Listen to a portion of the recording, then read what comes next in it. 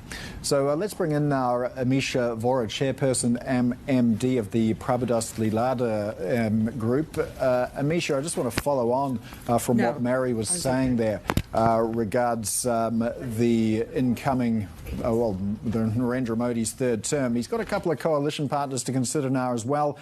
Are you anticipating any change to policy or any cabinet announcements that might cause you to reconsider your investing ideas? So I feel that the key change which Mr. Modi brought during his last 10 years was a continuous rein on reallocation of budgets and fiscal deficits. So from absolutely revenue-oriented expenses in budget, he increased the capital allocation in the budgets almost 3x in 10 years. And so while the entire private sector spending was not moving, it was the budget and government sector spending which kept India's growth momentum on.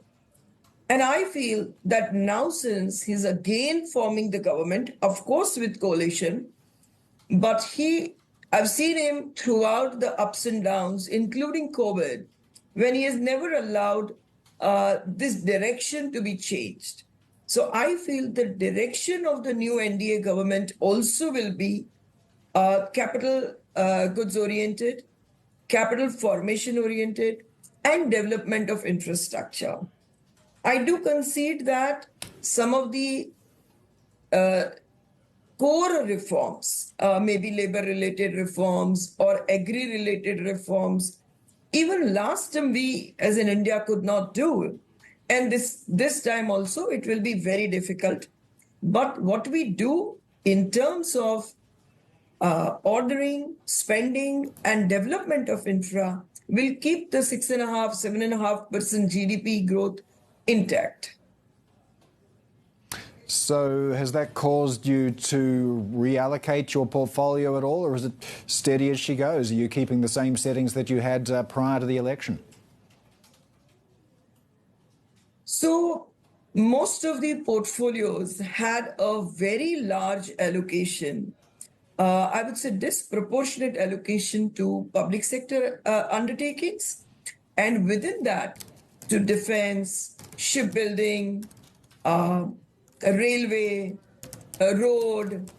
And I think that led to a lot of, you can say, over-allocation within the portfolios to this. So we feel that the direction will be same, but both due to over-allocation as well as very high multiples, there will be a time when there will be a time consolidation or time correction in these sectors. But if we take a medium-term view of 2 years plus, we continue to remain very positive of this.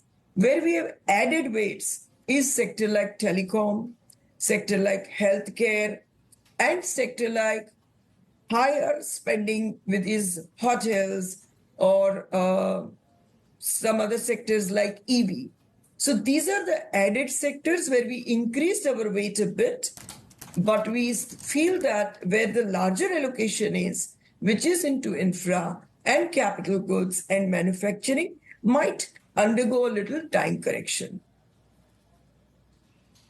Now, I know you're not keen to discuss the Reserve Bank of India meeting that's coming up later today, but in broader terms, in terms of the rate environment in India at the moment, how restrictive are you finding current conditions? And given elevated rates, you can get a pretty reasonable return on cash right now. What's your cash allocation? Pre-election, we had kept our cash allocation to somewhere around 6%.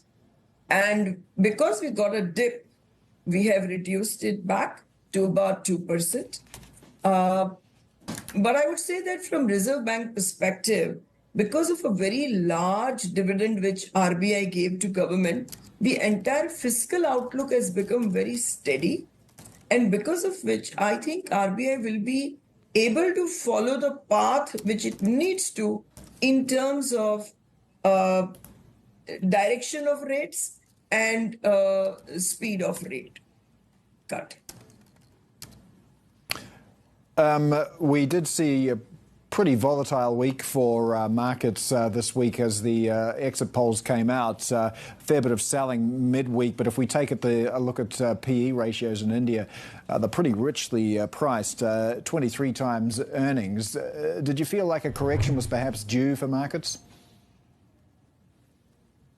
Yes, that we definitely feel that not from, I would say, Nifty perspective alone, but there was a lot of action and very high PE multiples in mid-cap, small-cap.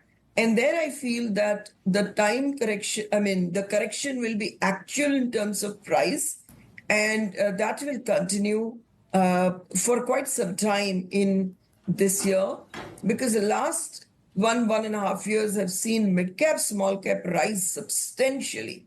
And now they are at a premium to the large cap. So I feel that, yes, the premiums valuations are very rich in mid and small, but large cap, if you see on a very broader basis, in last 6 years, there is a 15 to 16% growth in Nifty, and same is the earnings growth. So we have not re-rated ourselves substantially. All right, Amisha Vora, we'll have to leave it there, but thanks so much for joining us. Amisha Vora is Chairperson and MD of Prabhudas Lilladher Group.